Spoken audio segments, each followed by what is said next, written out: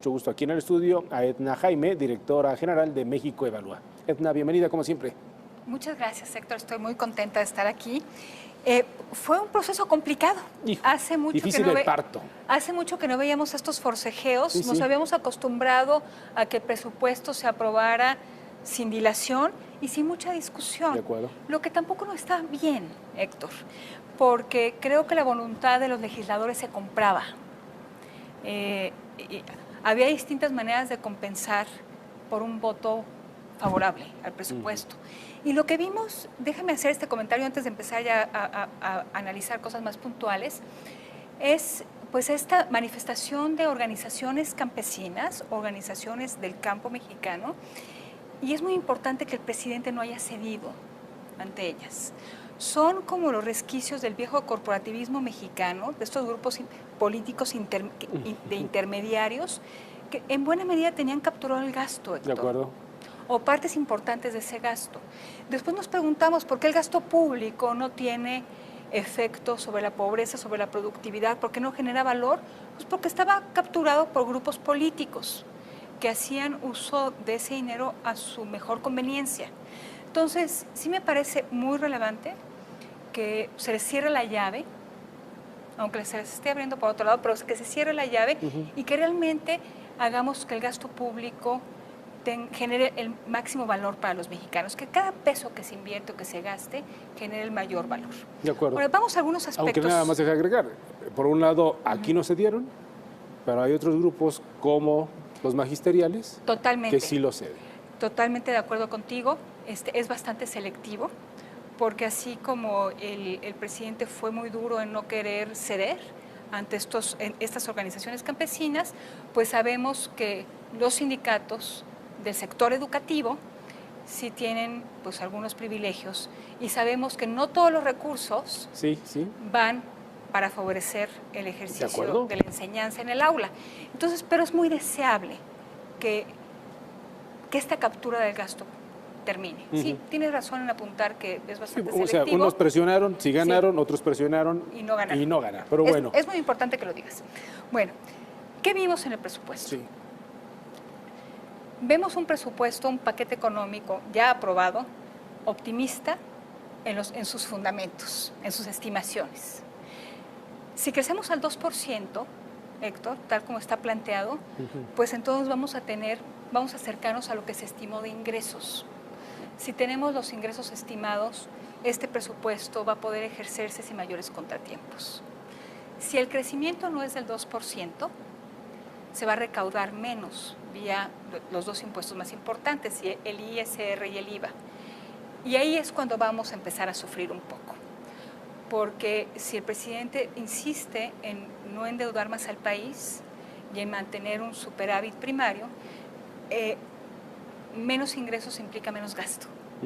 Entonces, si ya vimos recortes, si ya vimos una política de austeridad dura, pues es posible que se tenga que recortar más. Y eso también va a tener repercusiones sobre estados y municipios. De acuerdo. Héctor, entonces, en papel las cosas cuadran. Es importante que se cuiden los equilibrios financieros, el equilibrio de las finanzas públicas, pero sí hay que decir que está construido con base en supuestos optimistas. El crecimiento de 2%, el crecimiento de la plataforma petrolera son supuestos optimistas. Bueno, dicho esto, decirte que hay cosas que me parecen positivas y hay cosas que me preocupan. Primero, comencemos con las buenas. Las buenas.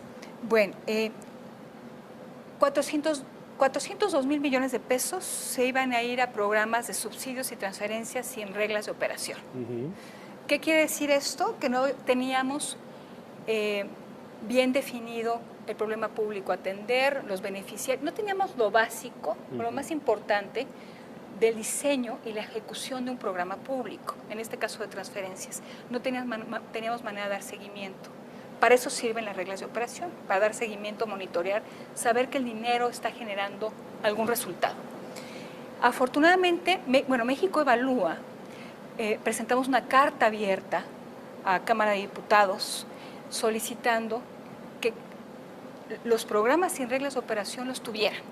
Y por lo menos logramos que 13 de los programas prioritarios del presidente estén sujetos a reglas de operación en el ejercicio presupuestal del 2020, que me parece buena noticia. Bien. O sea, ya se está estableciendo que deben estar sujetos a reglas de operación. Tenemos que ver cuál es la calidad de esas reglas de operación, pero me parece que ahí pues hubo algo positivo. Bien. De esa discusión. Gran ganador, la Secretaría de Bienestar. El programa Sembrando Vida va a tener 3,000 millones de pesos más. La Secretaría de Bienestar va a tener una bolsa de recursos enorme. Enorme, cierto. Enorme. Que esperemos, ahora que vayan a contar con reglas de operación, que rinda los frutos que se está esperando de la inversión de esos recursos. La Secretaría de Bienestar ganó mucho. Programas con reglas de operación es lo bueno. ¿Qué me preocupa del presupuesto? Me preocupa la inversión pública. Si descontamos a Pemex, se va a invertir 1.5% del PIB, 1.3% del PIB, es bajísimo. Bajísimo. Esta economía, parto de decirte que tenemos una estimación optimista de crecimiento y tenemos un presupuesto que no estimula el crecimiento. La inversión pública es bajísima, está en el suelo, muy difícil que cierre las brechas en necesidades de infraestructura del país. Y me parece que invertir en Pemex tiene un costo de oportunidad muy alto. O sea, cada peso que le vamos a invertir a Pemex lo dejamos de invertir en otra cosa. Y va a ser muy difícil que Pemex sea una empresa productiva que genere la riqueza que estamos esperando. Entonces, eso me preocupa. Me preocupa que hay pocos recursos, bueno, no pocos, pero hubo una reducción de recursos a los temas que nos importan, que es la construcción de capacidades en el sector seguridad y de justicia. Correcto. Se le cortan recursos a la Fiscalía General de la República, que está en medio de una transformación sustantiva y que requiere, por lo tanto, de financiamiento para poder financiar un cambio sustantivo, como es profesionalizar la investigación criminal en el país. Temas de seguridad, no hay recursos para fortalecer lo local, las policías municipales. Tenemos un nuevo modelo de policías y justicia cívica, y por un acuerdo en el Consejo Nacional de Seguridad Pública se había planteado que el 50% de un fondo que se llama Fortamun se iba a ir para financiar este esfuerzo. No sucedió así, hay reducción en Fortamun, ligera, pero hay reducción en el FASP, que es otro fondo que financia temas de seguridad, y una muy importante, el casi 4% en el Fortaseg.